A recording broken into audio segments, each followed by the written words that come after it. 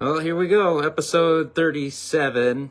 A little bit of a preemptive strike, but I decided to, well, kind of, not really. There are only a few seconds left in the minute, but yeah, I'm effectively steering the ship tonight, even though I just got back from the TDEP, if you know, you know, reunion down in NYC. Pretty crazy week. Shoot. Let me just take a look at something here. Just killing some time while my co-hosts filter in. Yeah.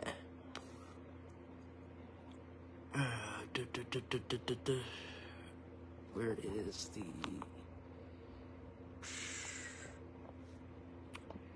Where's the feature that I'm looking for? Oh, there it is. Boom.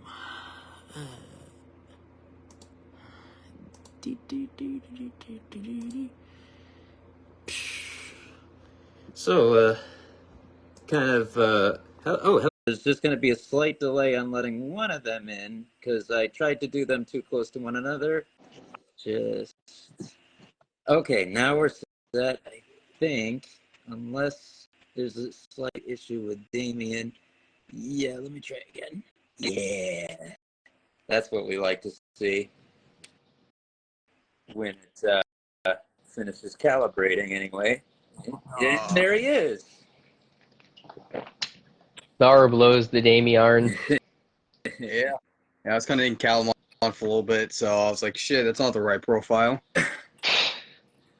Wait, somebody in Calamon was running their social media? Fuck.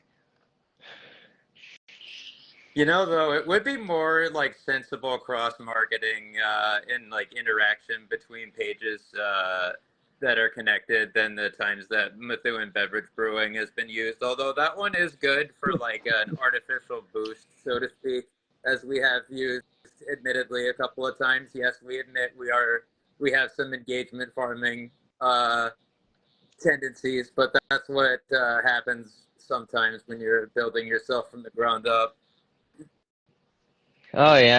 I mean, Methuen Beverage Brewing Productions has made some very substantial contributions to the world of hockey, kind of like the legendary Peter Laviolette cosplay of Eric Cherry that will never grace the internet.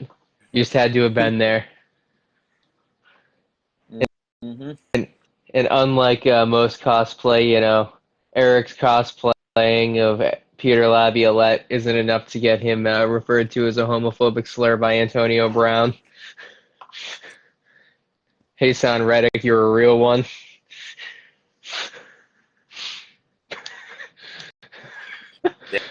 Damn.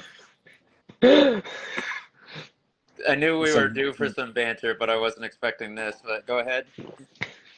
I just said that there are some wet seats.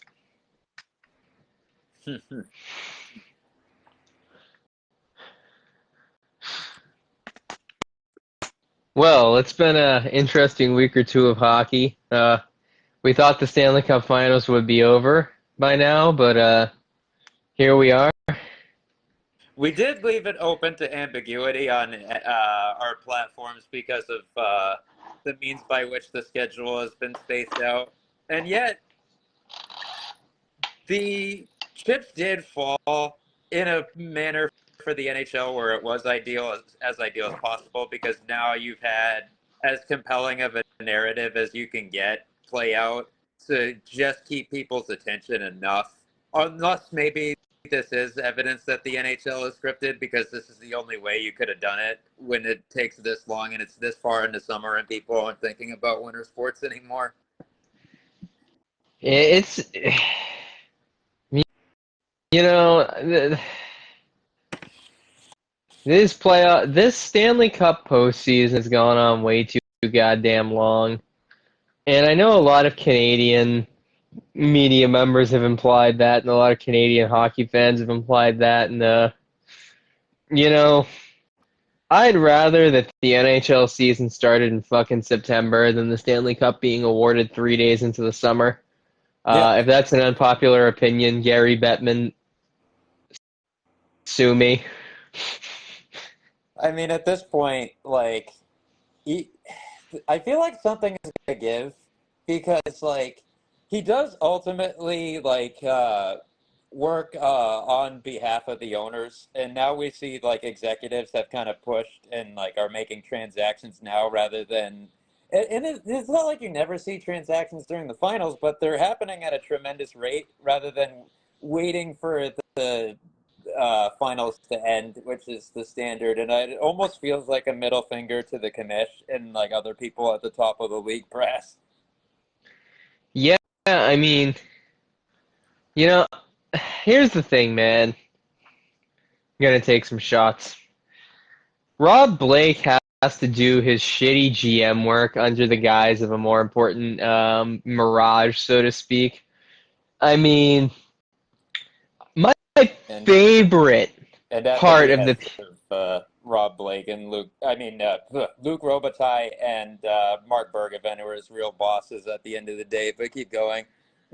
my favorite thing about this PLD trade, like I need, I can't go full Donald Trump to put my enthusiasm to just favorite thing about this Rob Blake PLD trade is when Dubois inevitably has a career high in points in Washington next year, the year after this trade.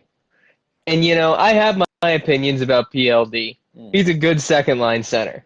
In LA, he was a fourth. Like after they reclaimed Dylan Strome and after they reclaimed Sonny Milano, the only team in the National Hockey League that Rob Blake should not have sent PLD to was Washington.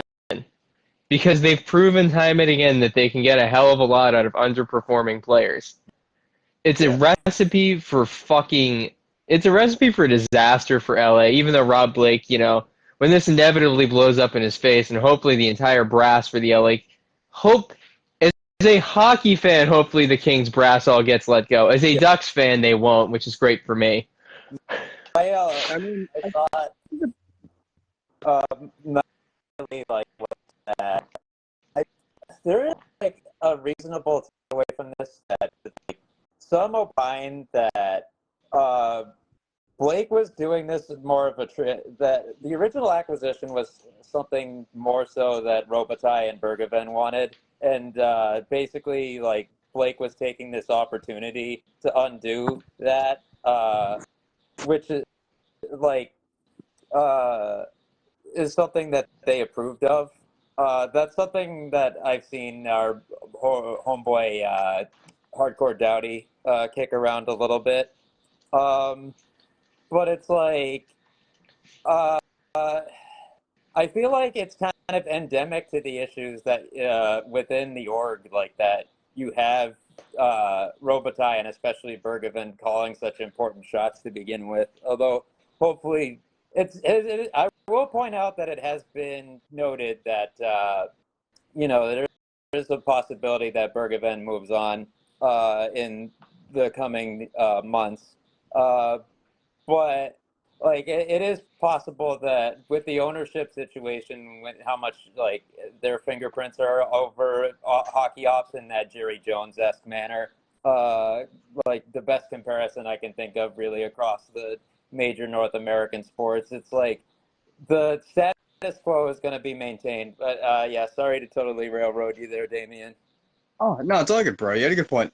No, I mean, Christian and I have talked about it a little bit, but like the other thing too is like you look at the last few seasons for LA in the ops side of it when it looks like when you look at roster configuration and the expectations and everything. And for me, it's just a lot of it doesn't make sense. And for ownership, again, with that initial PLD trade, where you look at again, does this guy fit the system? Or are you going out, you getting a guy who's going to make an impact in your roster with how you're playing? And the thing is, he never played in a neutral zone trap before. And when you look at guys he could have played with, like Velarde, you look at, obviously Afalo, and guess what? They were the two guys going back. Yeah. So like it's kind of weird where like you have a contrast in the organization where maybe it's a mirage, maybe it's whatever, but clearly they have different ideas of where they're going and how they're identifying what kind of team they want. And the thing is, again, you look at last year. What was the big issue with LA this past season was goaltending. Now, Cam Talbot, he obviously had a really good season with Mike Buckley, but you think again, you're trading a solid forward, like, again, a second line center who can make an impact. He's still young. He has proven that he is a game changer when he's on his game. My thing is, your issue was a lot of it was goaltending. And I'm sorry, Cam Talbot, I do like him. He had a good season. But, like, you look at the rest of the crew. Now you're bringing over 34-year-old Darcy Kemper. My thing is, you still have Jonathan Quick that, lest we forget about how badly they disrespected him. And let's face it, when you look at LA's all-time greats, Jonathan Quick is number goddamn fucking one. Like, he was a huge part of both of your cups. Like, you disrespect him, and it's like, oh, wow, well, cool. So you would rather have 34-year-old Darcy Kemper over Jonathan Quick. And to me, it is just absolutely mind-blowing. Because, I mean, I don't know how much, meth and crack they're doing, but, like, bro, in what year is Darcy Kemper a better starter than Jonathan Quick? And it makes me really think about the identity. And we look at what they did to Dustin Brown, was stripping his captaincy, and pretty much forcing him to retire, where it's like, okay, well, what's the encore? Like, what's going on with Drew Doughty the next couple of years? What's going on with Kopitar? So for me, I just think this is a very mixed organization on the ops side of things, where they're not all on the same page as far as identifying what game they want their team to be playing. And it just, besides hiring Mike Buckley, I don't know what the hell they're doing. Yeah, I think from like the fan side especially, this is kind of like something. Their case study is into like how ring culture is very overrated. Because like some of the complacent fans, and this is another point made by our homeboy HD. It's like people will be like, "Oh, this team gave us 2 rings in our lifetime, and like we'd never had anything like that before." It's like the thing is that the leadership group that led to those rings was forced out by the current regime, who's been fucking up everything since then. So like that version of the Kings is gone. So like you can't be happy with that past success just because it happened, because the current regime is not doing things that's conducive to replicating that. Yeah, the whole Pierre-Luc Dubois situation here, and at work I've been talking to some younger guys who are more football centric, and really, this is the NHL equivalent to the Houston Texans signing a Brock Osweiler. Like, neither the player nor the organization clearly did any fucking due diligence to figure out if it was actually a fit between player and system. And then it happened. And we realized real fucking quick, both the player, his agent, the coaches, and Rob Blake, and probably Bergevin, this guy makes absolutely no sense on our fucking roster. And we just signed him to an 8-year, $8 million deal. Wow. We really should have done more research and probably done a lot more diligence before we did any of this. Hope somebody will take his contract. And that's how you end up trading effectively. They've traded Gabriel Velarde, Alex Iafallo, Rasmus Kupari, and a second-round pick for a 34-year-old backup goalie. Somewhere in hell, even though he's still alive, Mike Milbury is smiling that somebody has stooped to his level. Yeah. Oh, man. Yeah, like it was just curious to see like that as part of the snowball effect, because like we had the Markstrom deal and the Delandre pick, which was kind of unheralded because of just how overshadowed it was by those all in the same day. It was like Wednesday was pretty nuts overall. Yeah, I mean, the Markstrom trade, I think, Speaking to my original article title of the Kings going out and getting PLD, quality bait catches pretty good prizes.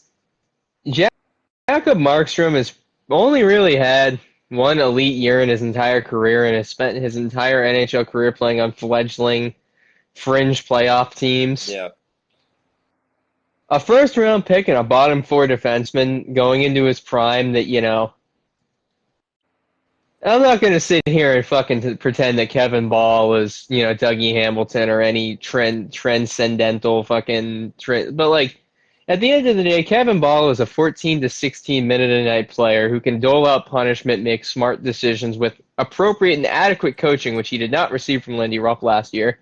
Kevin Ball in a first round pick is a lot to give up for a Devils team to get.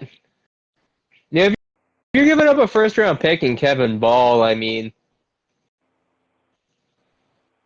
there had to be a better goalie than Markstrom. Like, not to be a douche, but like Linus Ullmark for a first round pick in Kevin Ball is probably a decent trade for the Bruins, knowing Grzelcyk's on his way out the door, and having a reliable big young defender in Kevin Ball to play with Mason Lohrei, like, would have definitely been advantageous for the Bruins, so they can use all of their cap space to get better scores, like Elias Lindholm.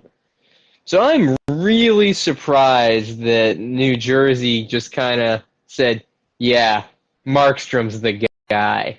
He's the best we can do with this package. Yeah, I mean, I think if they run like we're talking about, like if they run a split where it's like him and Allen is like a 1A 1B, I think it'll be a good combo if they both play well, which they're both capable of. I mean, at times obviously again, I mean Jake Allen, but he's been solid. I really like Jake Allen in New Jersey. I thought he was really good for them this season. Even Kaapo Kahkonen, I thought he was solid too. So I think with him and Markstrom split, it's great. It's just it is an awful lot to give up for someone who you might, again, obviously most likely going to end up playing in a split capacity.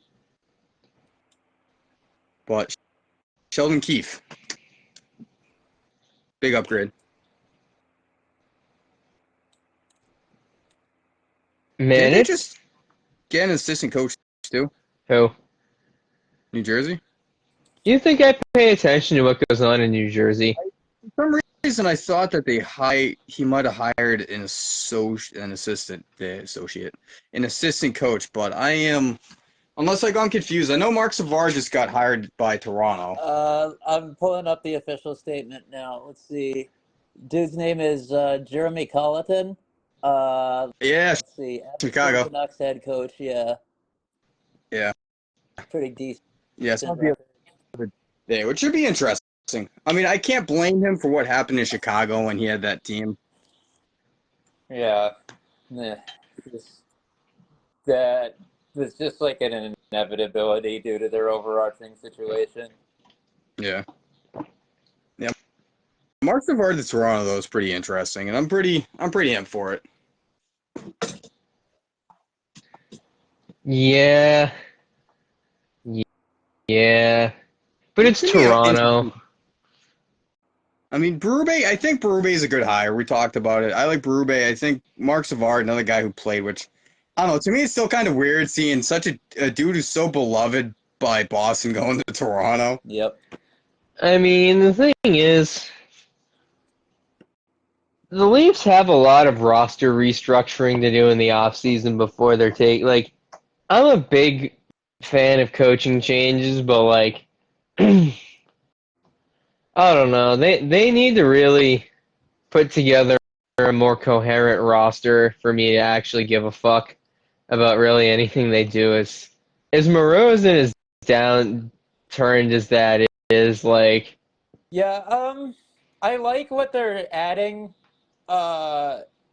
in terms of creativity, in terms of power play structure they have with them, which I think will flourish more because here in this environment as opposed to in Calgary where he was handcuffed by Huska's very limiting system, but it's not going to really move the needle for them a lot. Especially with that line situation.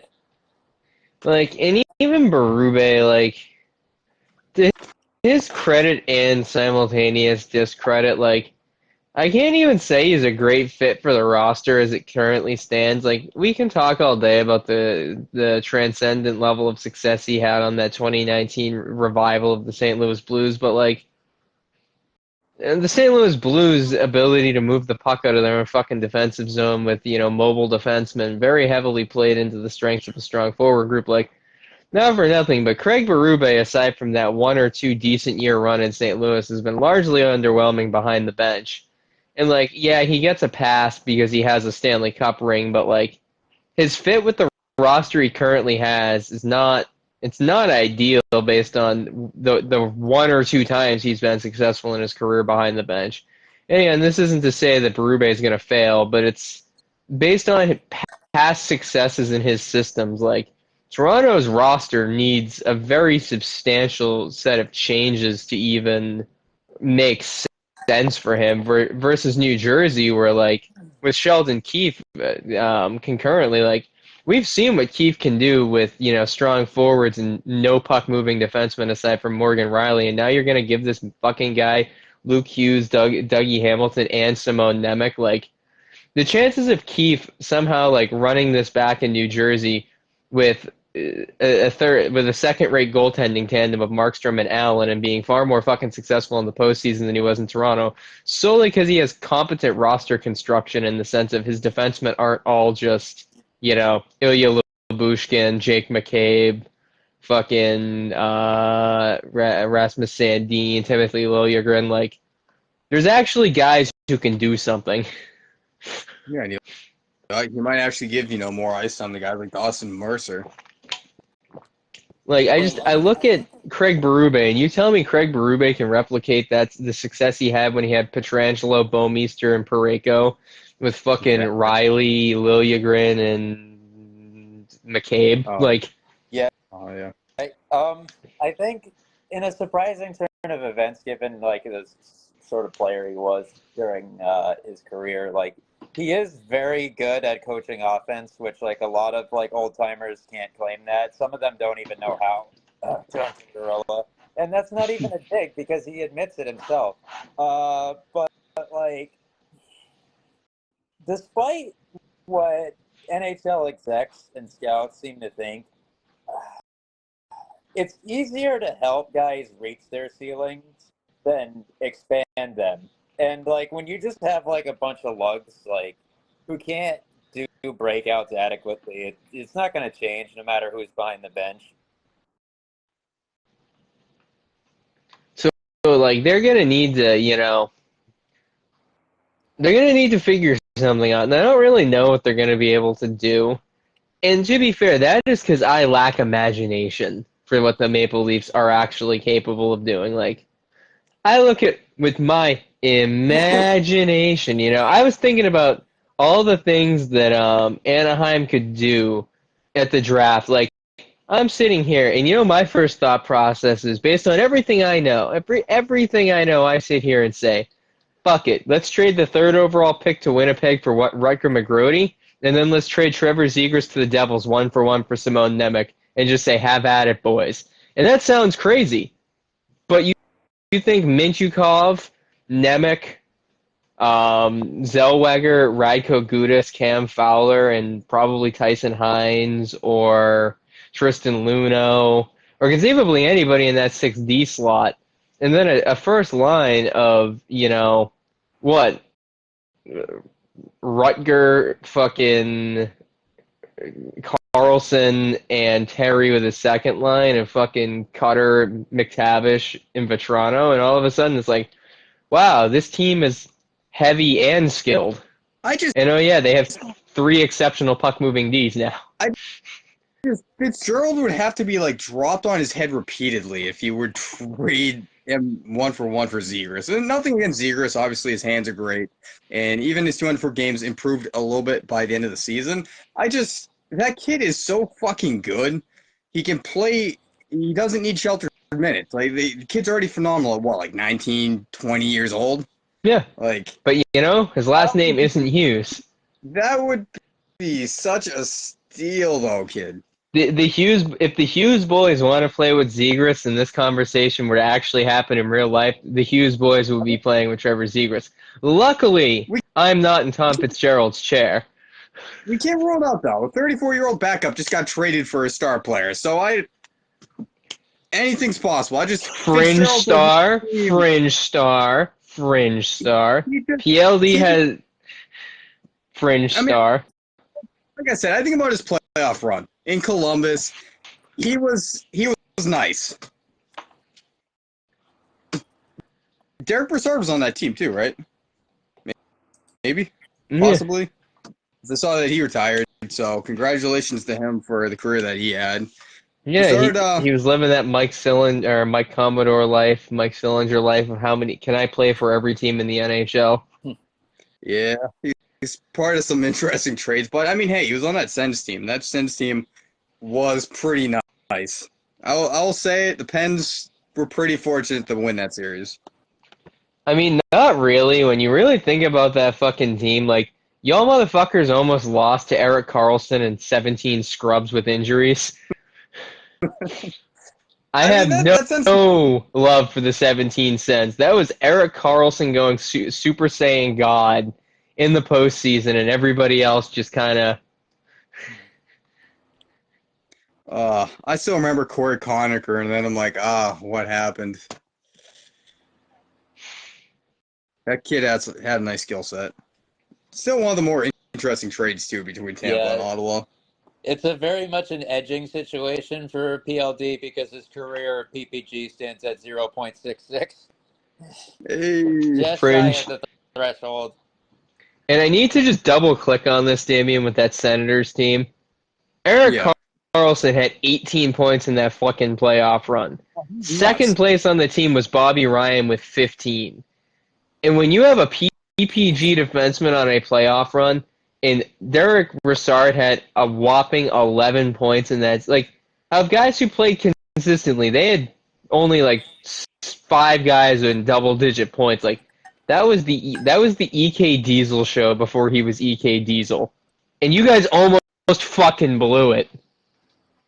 Like, the Bruins shouldn't have even been in the playoffs that year, so they get a pass for losing to that Sens team.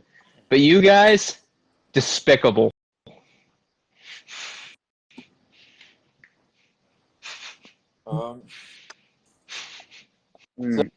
So Craig.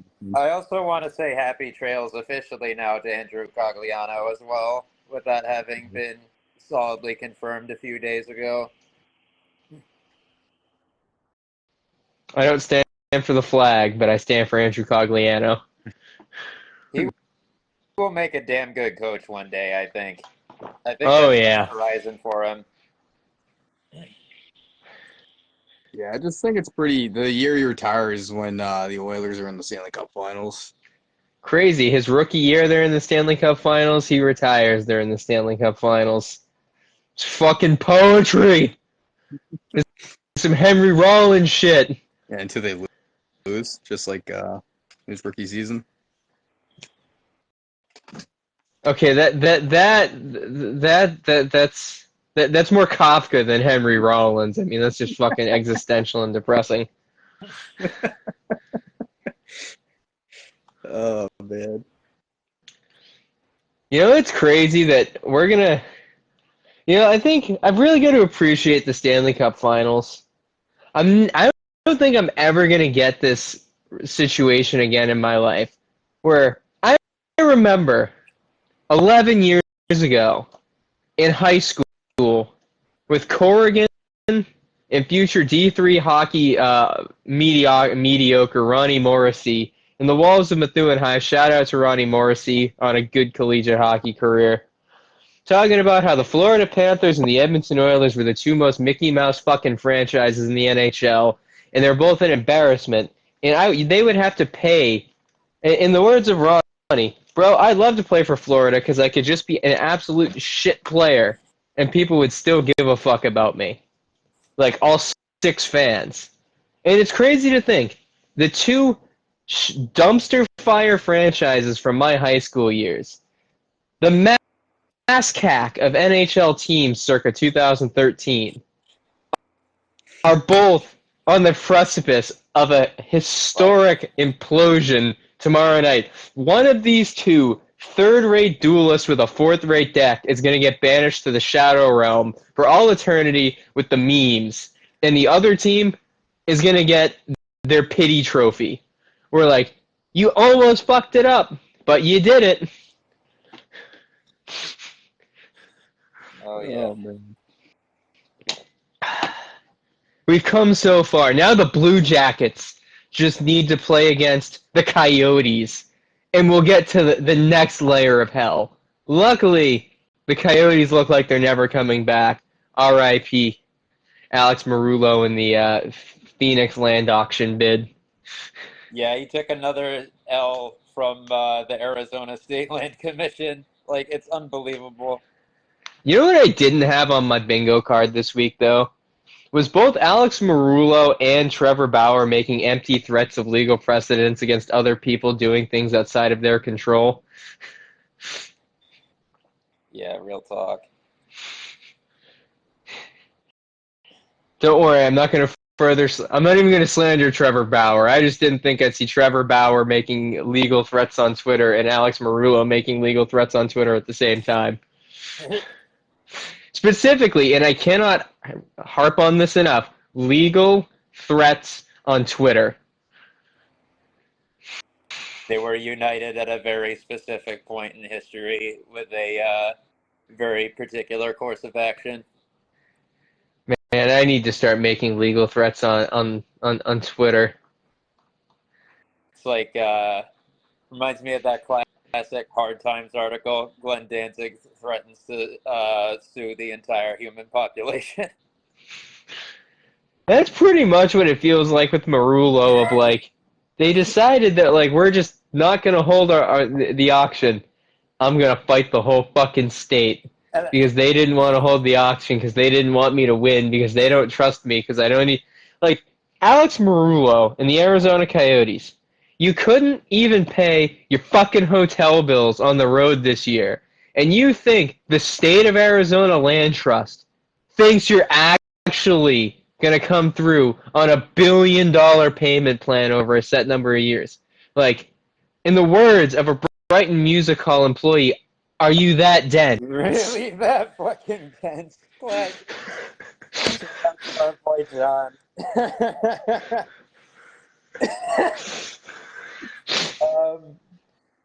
I like. You know what was another like a real like highlight of that was as highlighted by urinating tree was like how with like the potential educational benefit of that slab of land, he basically went full on. Won't someone please think of the children? To throw it back to a classic Simpsons quote. You know, it's funny you say we're doing it for the children and think of the children because Damien and I were just at AMC watching the 25th anniversary screening of Bigger, Louder, Uncut. We're doing this for the children. We're committing genocide and going to the war to protect our children from body language. Blame Canada. You know, I really hope Blame Canada starts trending if the Oilers win tomorrow night. It's time. Connor McDavid, just Sheila Brovlovsky memes. Spittin' Chicklins, the ball is in y'all's court for this one. Let's face it, the only way we'll ever actually truly get the Blame Canada, though, is if the Leafs were ever able to beat the Avalanche in the finals, because Matt and Trey would have enough investment to start it themselves. Yeah. I mean, although those guys are Kings fans, evidently, despite their strong Colorado ties. Yeah, I mean, they might be Kings fans, but they truly harness the hatred of the Red Wings of everybody from the state of Colorado, as evidenced by their parody of the Mighty Ducks movie where the Detroit Red Wings beat the living shit out of a bunch of children. Damn, You can't take the Colorado out of the Colorado.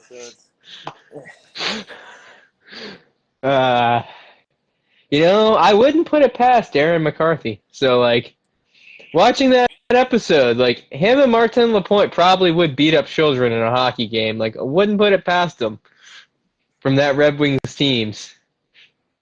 I mean, I feel like, obviously he played for Colorado, but I feel like Claude Lemieux would be on that same level. I mean, having watched how his son plays, it's probable that he did. Brendan Lemieux plays with trauma. That's his edge. Like, you can tell Max Domi was actually loved as a child by his ability to, like, do things outside of just the corners. God, now I'm just getting the visual of the fucking Herbie Brooks scene in Miracle with Again, but it's just like 9-year-old Brendan Lemieux getting boarded by his dad in the corner. Just like, again! You're gonna win the battle! Again!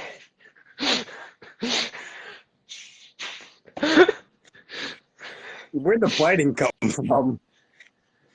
At one point he decided, I don't know, probably when he got to the rink to play against not his father, he would take out his frustrations on the other kids. It's the classic, you kick the next person in line syndrome. There's a word for it. I had a Bangladeshi professor in my college stats class who taught me about this. I don't fucking remember. I came into that class like half awake most days, and other times I was up to illicit activities both before and after that course. So it's a little hazy. I just remember it ending with him kicking his little brother kicking that little brother kicking his youngest sister, and then his youngest sister kicking their goat because there was nobody else below her to kick. I remember that part of the story, just none of the technical details.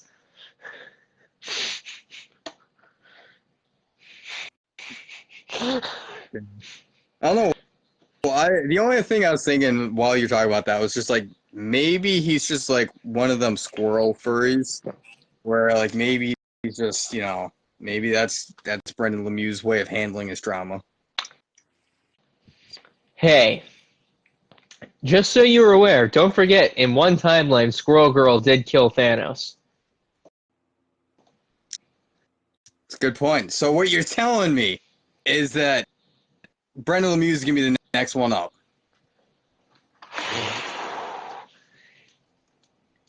I don't know, man. I mean, if we're going off of the MCU version, Brendan Lemieux is going to be forgotten about in very short order. Based on the fact that he only got into 32 games in Carolina this year, I don't know, man. Maybe a couple of those practice runs in the corner might be really taking their toll on Mr. Lemieux. He did play with Trouba too, right, in New York? Probably. Yes, he did play with Trouba in New York. I could explain. I had to fact check that. Yeah, man. Brendan Lemieux, he had a lot of promise. He had a lot of potential. Speaking, and I don't think he got there, man. It's a shame. I also feel like an idiot because I'm on HockeyDB trying to type in Claude Lemieux with Brendan Lemieux's page open and struggling to spell Lemieux like I can't just fucking look at it. Yeah, the one gene that Claude didn't pass down to his son was the availability. Claude was actually able to play like fucking 70+ games a year most of his career, where Brendan's done that exactly 0 fucking times in his NHL career. Shit. Availability is a skill, ladies and gentlemen. I feel like Claude's PPG also. Well, of course, we don't have a big sample size with Brendan because of the timing of some of the teams he played on and his health woes. But like, we also know for a fact that like friggin' Lemieux's reliability for productivity, like the elder one, like would just jump way up once postseason time came along. Like the guy would just be mid as fuck, like most of the time, and then all of a sudden he turns into like a friggin' francophone demigod once the playoffs come along. It was kind of ridiculous, actually, and it was actually kind of amusing, like, that to know that there are people like who are fans of like rivals of his clubs that he played for that are still annoyed by that fact to this very day. Yeah. Speaking of guys who achieve almost supernatural abilities sometimes in the postseason, man, why can't Stanley Cup Finals Adam Henrique have been the Adam Henrique we've gotten his entire NHL career? Like, when you realize that this fucking guy, in 12 career Stanley Cup Finals games has 3 game-winning goals, like, this motherfucker has a 1 in 4 chance of having the game-winning goal in a Stanley Cup game he appears in. That is some Tom Brady level bullshit statistics. Yeah, facts. Like, where the fuck was this clutchness from him at conceivably any other point in his fucking career between New Jersey and Anaheim? Like, bro, the one time when he was in the playoffs for us, like, homeboy couldn't even score a goal in a fucking series. Is, for the most part, offensively flaccid for most of this fucking run for Edmonton. Stanley Cup Finals. You know what time it is, boys. 3 games, 3-0, just like when we were playing the Kings in 2012. Hold my beer, boys. Basically, went I sleep real shit mode. Like, Adam Henrique back against the wall in the Stanley Cup Finals. To have that kind of switch, though, like, that's the kind of shit where, like, if they actually win the cup this time around, like, Adam Henrique will become an Edmonton sports legend. Put it in the Raptors. Yeah. I mean, he's, the most clutch fucking playoff scorer they've had since Yari Kuri at this point?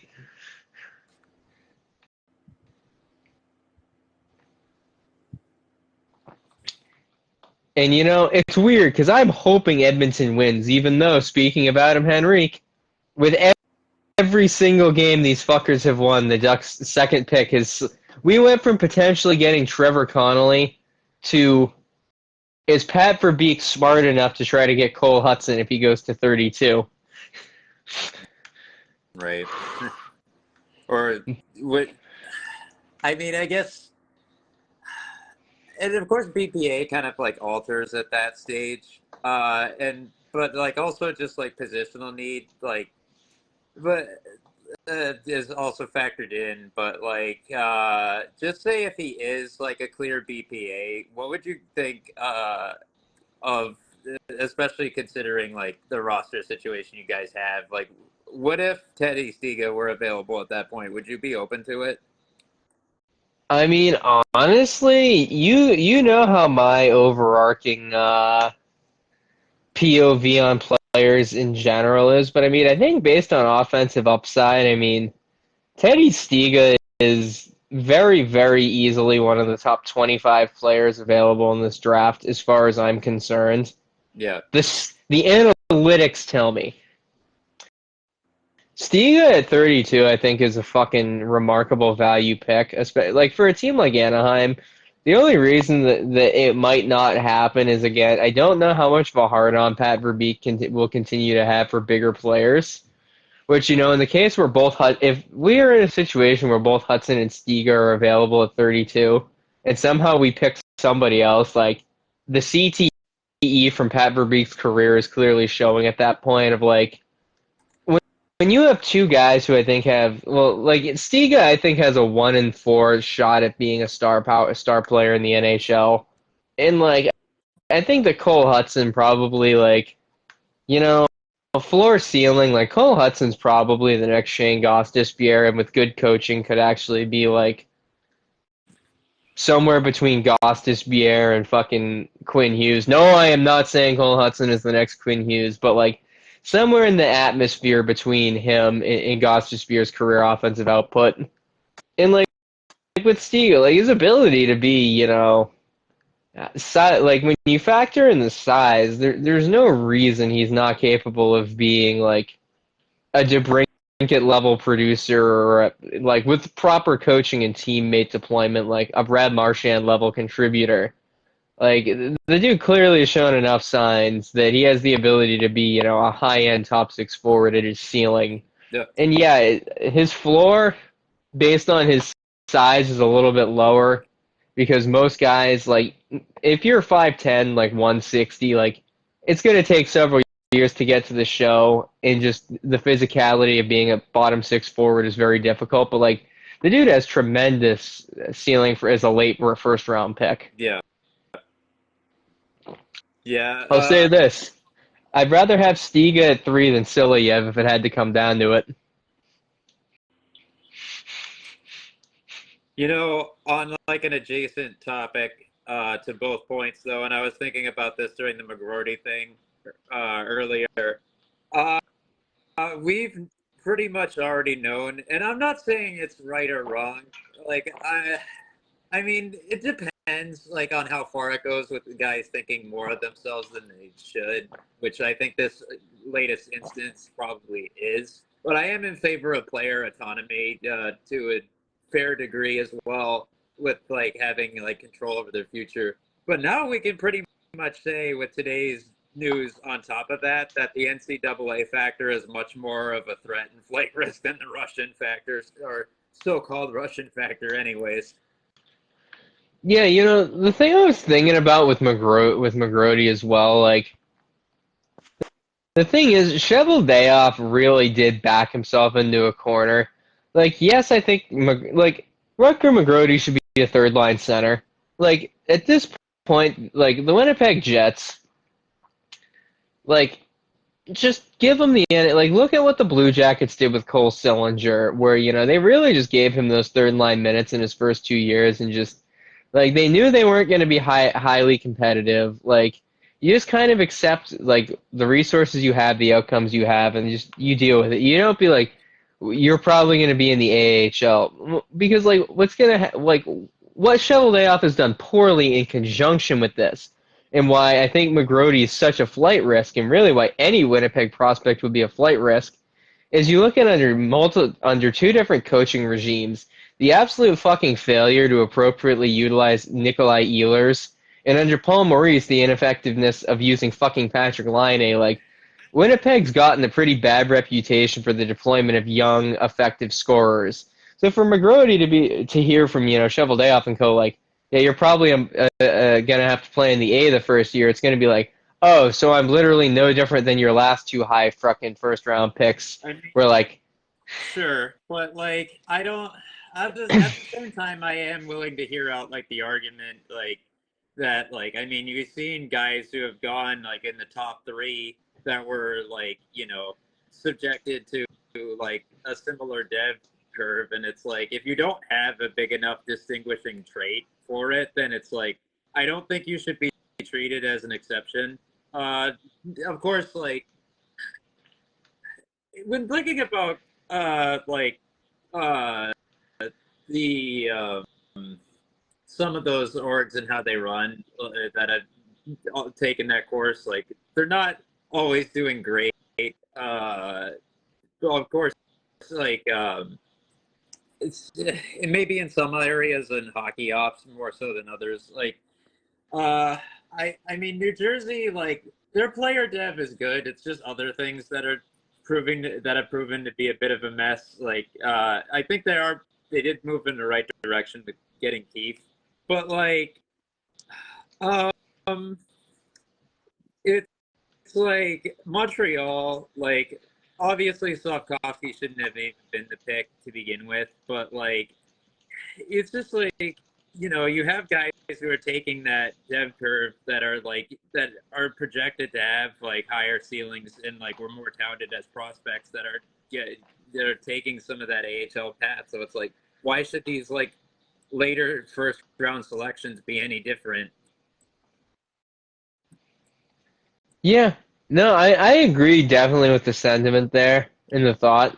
I really think in this specific case, I mean, the Winnipeg Jets have just historically done so fucking badly by guys they draft not named Kyle Connor. Like, you look at all the guys they've had since really their inception, like, yeah, Mark Scheifele, great, but like Jacob Trouba, gone. Josh Morrissey took years to be considered the guy after they had to get rid of Trouba. Sammy Niku fell off the fucking cliff. I mean, Nikolai Ehlers has never been used correctly. Jack Roslovic got fucking traded. Logan Stanley's Christian Vesalainen's Like, they've already, like, Ville Heinola is Like, Cole Perfetti's already in the fucking rumor It's mill. just that it's such an uphill battle from either angle because the NCAA guy, like, and it's funny because in this instance, because it's usually the guys from the Boston schools that have this happen where they just like, have this very heightened sense of self. Like you can kind of just like, you can kind of see wrongs on both ends, really. And especially when these guys like from the USNTDP, and it's not to say that that program hasn't done a phenomenal job in a lot of respects either. It's like they're them and the. I'm gonna say probably put this more on the family advisors, like especially looking at like we know Kurt Overhart, especially like him as an agent. He's just had so many like dramatic like and so many of these drama filled and like toxic like standoffs between him, the player he represents, and his club, and that had his rights at that given time. Like, it's like it's there's plenty of that to go around, and it's just making the environment worse. And it's like it's so funny to me that this is not recognized as by like a larger amount of like the hockey community as a big deal when it's like but like there's all this concern about Russian players when it's like what's the worst thing that's happened over the last 10 years or so? Is it like Kuznetsov and Kaprizov taking a while to come over? Like they still did, and it's like now of course like we know from like a number of sources that like Michkov, that the Michkov era starts in 2024-25 with the official announcement probably coming tomorrow. So it's like, where is this really coming from at this point? Because I don't think it's a foreign country. I think it's our own backyard. Yeah, for sure. I mean, you also look at how I think the NCAA players are also I think the other challenge is the NCAA talent pool has increased dramatically. I think we're definitely starting to get some false sense of self that the NCAA is a better overall league than the AHL. Like these dudes who've never played professionally are looking down on like, well, why should I have to play in the AHL? I've just dominated the NCAA. What the fuck value is there in playing in the AHL? I think is the also side of this. Where like you look at guys like Cutter, I'm not gonna go fucking play in Lehigh Valley. McGrody, I'm not gonna fucking play in where Manitoba or wherever the Jets prospect pool is now. And like I don't know if that's what's going on, but I think to some capacity they're like dudes seeing the ramp up in the NCAA are definitely starting to get a little bit more of a prejudice, I think, against the AHL. Whereas you see a guy like Shane Wright who's gone to the AHL and like not really bitched. Yeah, currently the Manitoba Moose and the Jets share an arena. Yeah, yeah, like it's funny too. Like when you look at friggin' where was I going with this? Like when you look at the Nemitz handling specifically, like it's funny because like not to the same extent, but he isn't kind of like at least not in terms of like all of the raw underlying stats yet. Although you can definitely see it happening. Like Nemitz is in that class of like Cam York, Miro Heiskanen, Evan Bouchard of having like good underlying stats despite having a lot of minutes at a young age. And it's like he'll continue to move in that. And he was like, and I guess I'm kind of like sounding like a broken record on this, but like again, like he was like that high, like touted blue chip that went the AHL path and like, you know, just really like benefited from it, and like that's only going to become more apparent as he approaches age 23 over the next couple of seasons. Like, isn't that? I feel like there's something to be said for it at that point. Yeah, I mean, Nemec is so crazy in the sense of this dude has only played professional hockey pretty much since the end of the pandemic. Like, this dude was playing Slovak Pro, straight to AHL Pro. Like, you gotta think, like, and that's the value of AHL, I think, in his curve over NCAA. This fucking dude has 4 years of professional experience at the age of 21, or at the age of 20, pardon me. Like, it's fucking crazy. And you take into account where, like, for him, realistically, having watched the Devils games, like, I wouldn't call his leap from Utica to New Jersey seamless, but it was pretty fucking close. Like, his jump from the A to the NHL there was really not much of a learning curve, which I think is also part of what got Lindy Ruff fired towards the end of the year, was when he started sitting Luke Hughes in difficult situations and just fucking spamming Nemitz, because with Hamilton out, he realized that was his best defenseman. And unfortunately, the Hugheses appear to be accumulating some Peyton Manning level roster influence. Hypothetically. I mean, on the other end, like I feel like Hughes like is also not entirely cut out for like hefty responsibility quite yet, to be fair. And like I also think that Nemitz, like his I feel like those sort of systems also benefited him in terms of maximizing his output, but like I don't know necessarily if that particular workload extent was the right thing either. Speaking of workloads, I think that brings us to our finish tonight. Yeah, so before that though, I wanted to go over some Dev League stuff. Since there have been some off-ice headlines in the intervening couple of weeks, and also some progress made in the Calder Cup final as well.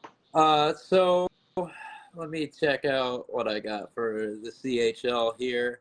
Let's see. They have the OHL has officially revealed its well, it's been known for a while, but they had like a formal press conference in this to welcome new commissioner Brian Crawford as the replacement for David Branch, who is going to retirement.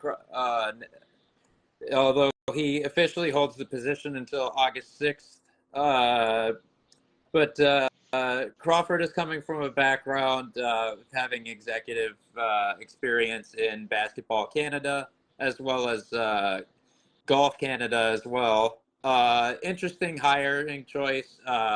Has a political science degree from Queen's University, which he obtained before having a fairly successful CFL career with the Argos. Younger cat. He's 42 years old. We'll see what this new voice brings. That also marks the this also marks the second change in commissioners over the constituent leagues as within the CHL, as Dan Neer was introduced back in February as the replacement for the retiring Rod Robeson. Neer is also kind of a change of voice, having been the global head of Adidas Hockey and having opened that brand into entering the hockey market to begin with. So it should be interesting to see what sort of organizational changes occur over the ensuing years with these very new perspectives in charge. But I also want to note that the Everett Silvertips have still not signed Landon DuPont to his scholarship and development agreement, making him the only first-round selection in the WHL Bantam draft who has not been signed yet. I still don't know what the fuck's going on, especially considering they gave Marco Dufour, their later first-round pick, his deal already. So, but anyway, to quickly go over the Calder Cup final activity, we did indeed get a rematch of last year. Let's see. So in game one, Coachella Valley took the score of 4-1. That game was played on not this past Friday, but the one before that, as this is another series that is definitely getting stretched out quite a fair bit. Let's see. Game two, Hershey took it 5-2.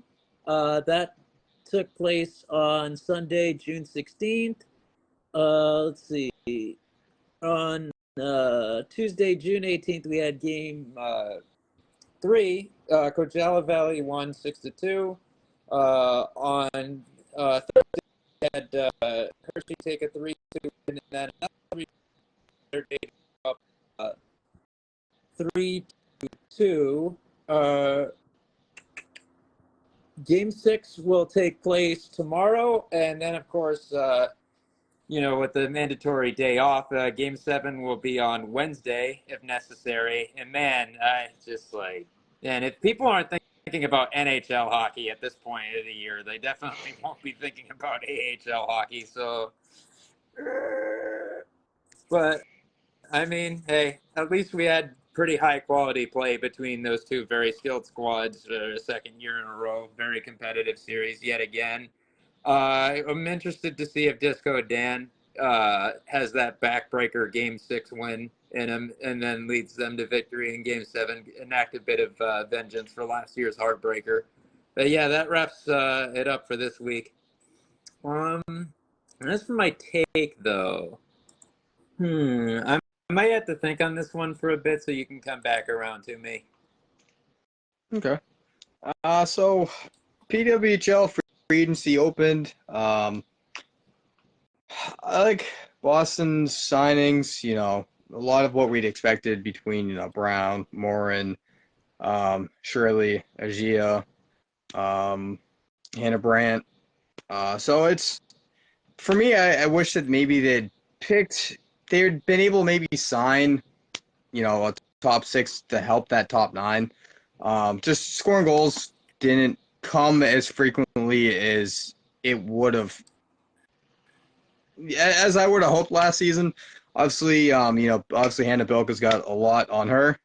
So obviously, the expectations. But it's gonna be fun. But I think Toronto, you look at their signings, them signing Darryl Watts is huge. Kind of questions. You kind of makes me question a little bit of how Ottawa's going to look this season. Obviously, I thought they did a good job drafting. Mashmeyer and Phillips are going to be great. I love what they did. New York, obviously, again, they're going to be a really good team too. But Toronto just, man, they were already really damn good last season. And with the signings, it's going to be a fun season. Yeah. My short finish this week is getting ready to say goodbye to the Duckfoot.